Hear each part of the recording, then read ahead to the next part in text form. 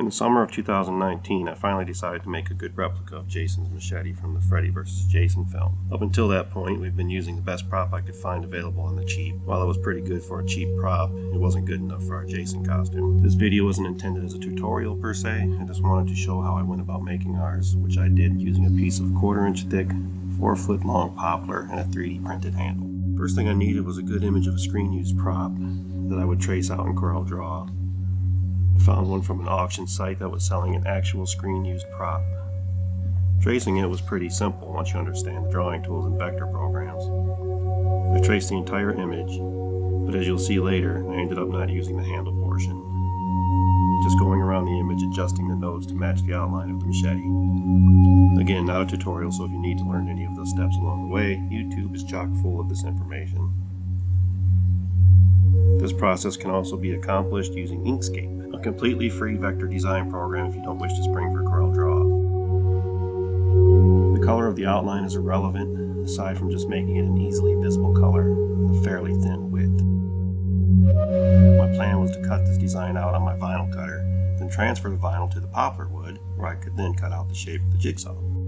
After the outline was finished, I deleted the original image. I went ahead and filled it in black and deleted the outline by right-clicking the no fill option. Before I could save this and transfer it to my vinyl cutter, I had to know how long the screen used prop was. While I couldn't find an exact size, the site that hosted the auction did have measurements posted. However, this particular prop being auctioned was 3/4 the original size, apparently to help Jason appear larger on camera for certain scenes. So I took the length of 62 centimeters and added 25% to it to make it the full 100% scale. This came to 77.5 centimeters. I'm working with the imperial scale, unfortunately, so I had to convert this to inches, which worked out to a little over 30.5 inches. So all there was left to do was scale it. Making sure my scale is locked so as not to distort this shape, I simply typed in 30.5 into the length box. While my vinyl cutting software can use many image formats, I found EMF to be the most versatile for my needs, so I exported the file for cutting. I imported the EMF file into Vinyl Master and lined it up properly. My cutter is only 24 inches wide, so I had to turn it to cut a full piece. I had a roll of cream colored vinyl that I never used for anything, so I used that since this would be scrapped when done. You might see the GoPro camera on the cutter. Yeah, I forgot to press record, so that footage doesn't exist.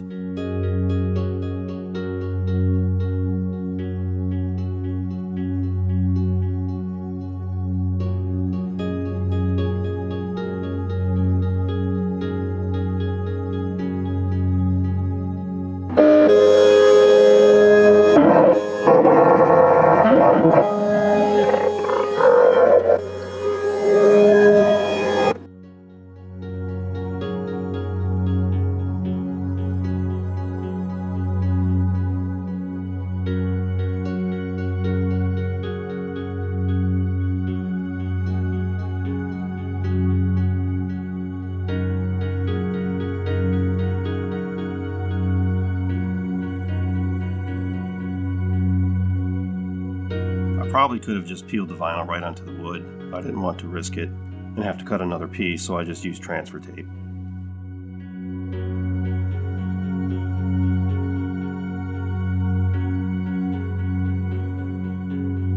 Nothing here had to be perfect, as this was only being used as a guide. Somewhere along this portion of the program is where I realized I wasn't going to make a full wooden handle, as was my original intent. That just seemed like a lot of work for a Halloween prop, so I decided I would make the handle on my 3D printer.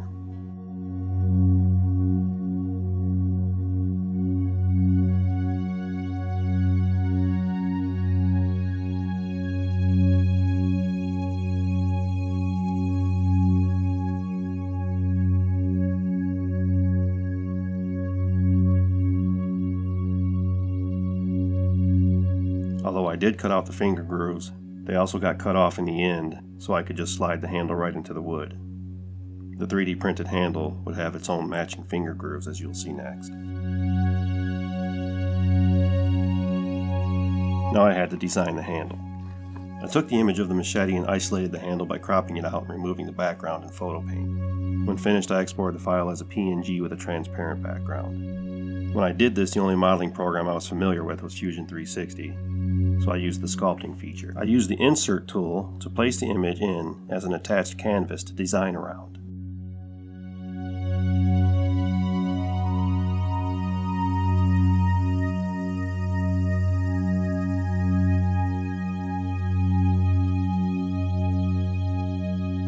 Before starting to sculpt on top of it, I had to get at least the length dimension correct.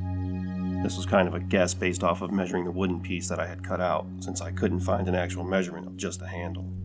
It boiled down to measuring the length of the blade up to the crossguard, then making the handle the length of the difference between the full 30.5. Working in metric in Fusion 360, I had to convert my inch measurement to millimeters. I started with a simple rectangular shape and subdivided it. Then it was just a matter of moving things around to match the image. The front portion had to be flattened so it wouldn't have the organic roundness against the crossguard. This entire process took quite some time, as this was the first thing I ever sculpted in Fusion 360. Before this, all my modeling was done in the sketching environment with simple shapes and extrusions and whatnot.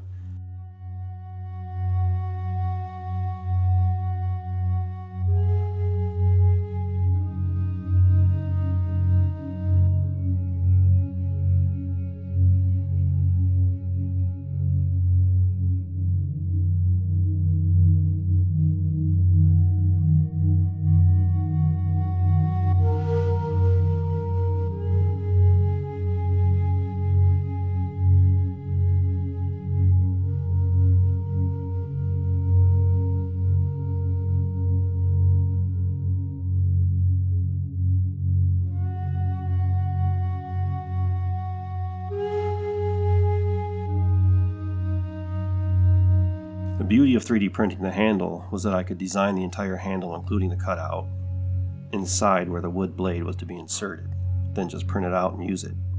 I simply measured the thickness and the width of the wood handle, and designed the grip slightly larger for a snug fit. Although I would be gluing it in, I still wanted a fairly tight fit. When done, I exported the design as an STL file and loaded it in Cura. Now this was another time-consuming process. With guessing dimensions, namely the thickness of the handle here, I had to go back and make several adjustments to the design, then print again and again before finally landing on the perfect fit. Not only that, but early attempts also uncovered that my handle slot was exposed through the finger grooves, so I had to fix that as well. The first attempt I could tell immediately was too thick, so I stopped the print about a third of the way through.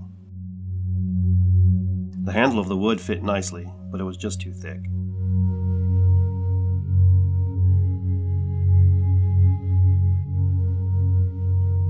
So I redesigned and printed again.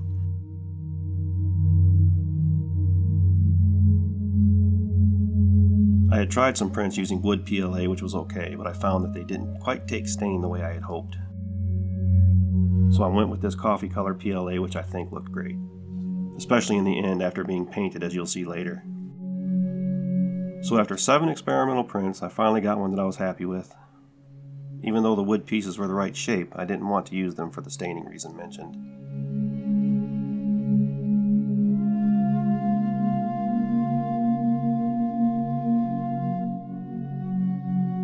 I didn't record all the sanding, but I did go over the entire blade with a palm sander, especially around all the edges to round them off a bit, since this is intended to be a safe prop weapon. I hit the entire thing with flat black spray paint. Then I used a silver metallic acrylic paint for the metal details. I started to try to match the screen used prop paint job, but as I said earlier, that's a bit more work for a Halloween prop that nobody will get a close look at anyway. But I did use it as kind of a reference. For the silver, I painted what would be the sharp edge on a real one, and simply dry brushed the details with a chip brush.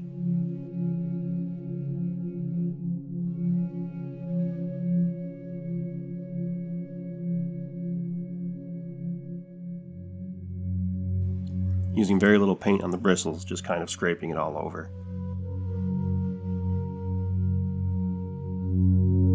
Then looking at the reference, just trying to match a few minor details. When doing weathered and battered paint jobs, I always use water or thinner if I'm using a paint that doesn't like water.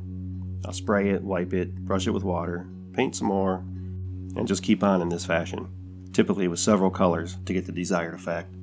Now that the silver was on, I felt it needed to be toned down, so I used the same procedure with some black acrylic paint, this time thinning the paint down a lot with water.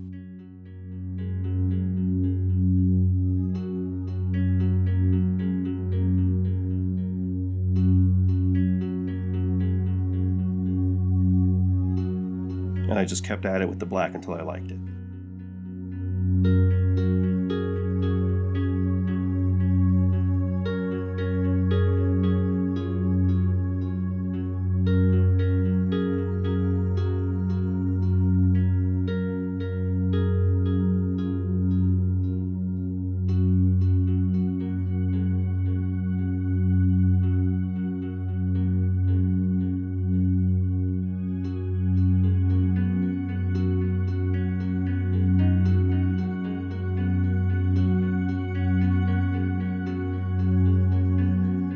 If it was too much black, then again with the silver and so forth.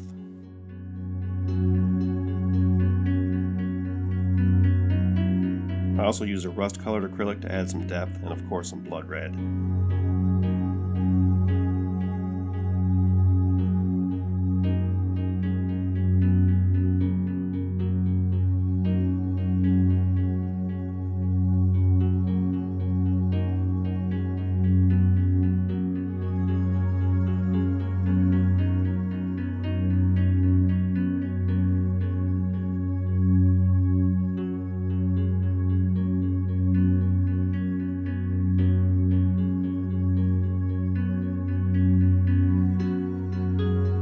After it dried, I coated it with a gloss sealer just to make the blood appear wet. And I didn't care if the sealer ran, as I figured it would just add to the effect of blood drips. Before painting the handle, I did sand it down a little, especially on the cross guard where the supports were added during the print. I first used a 60 grit to really knock it down.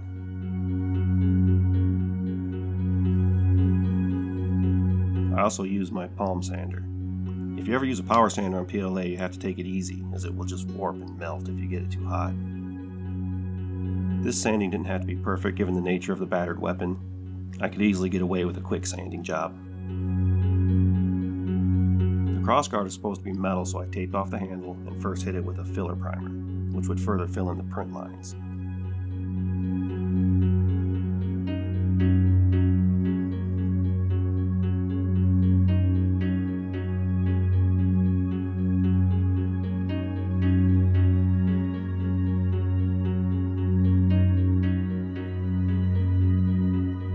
Painted it with the silver acrylic.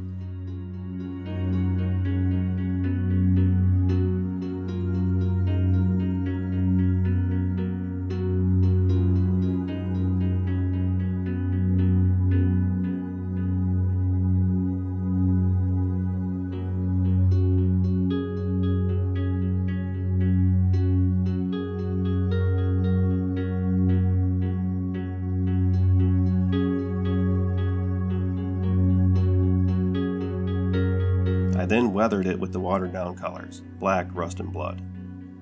This time just using a rag and a spray bottle of water.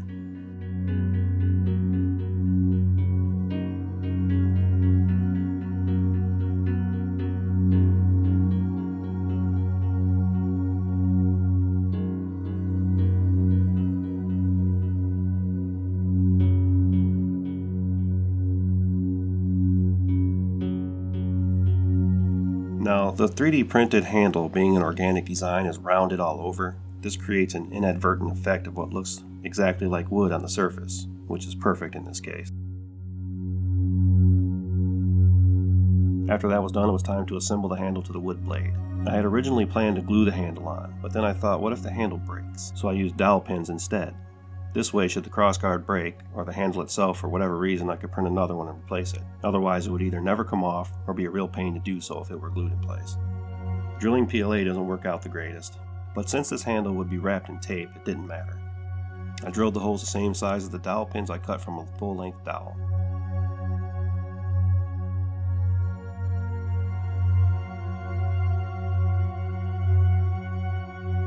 In lieu of sanding, I opted to hit the rough edges of the holes with a torch, melting them smooth.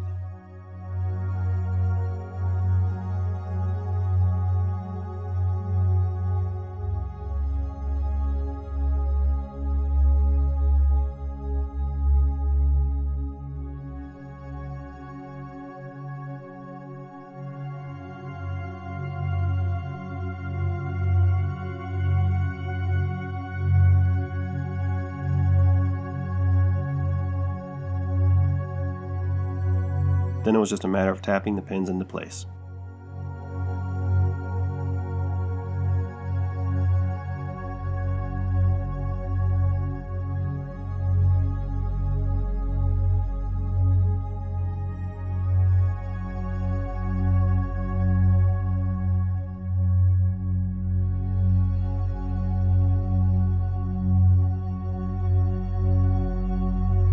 The tape that was used on the handle of the actual prop looks to me like athletic tape, but I really don't know for sure. I kept forgetting to pick some up, so for this one I just used first aid tape. I have made more machetes after this one that I used athletic tape with, and I suggest that rather than first aid tape, as the athletic tape is more like a canvas and the first aid is kind of translucent.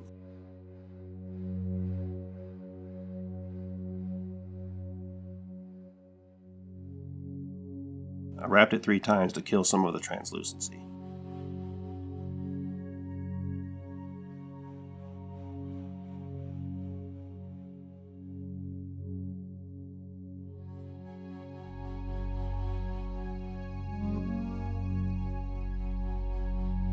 Last step was to weather the tape. You could use the same method used earlier, but I decided to use my hands to maybe give it that used feel, basically grabbing it with all the watered down colors after wiping them all over.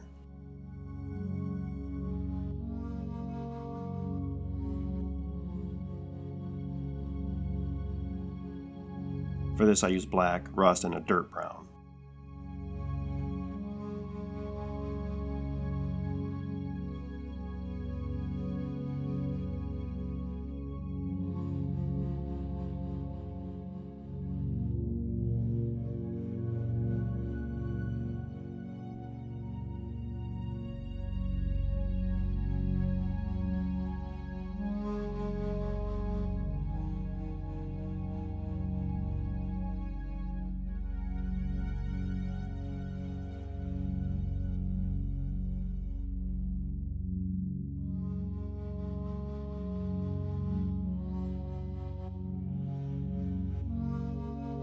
I wasn't happy with how bright this red portion was, so I dulled it down with some watered down black.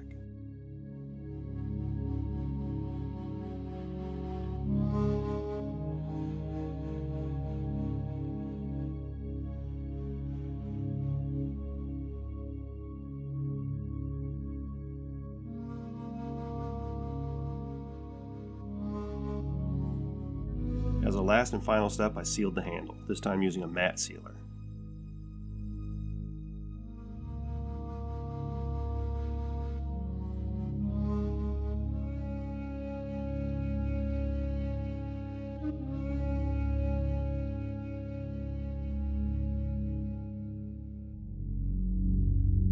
And since I didn't tape off the blade, I had to touch that up with the gloss sealer.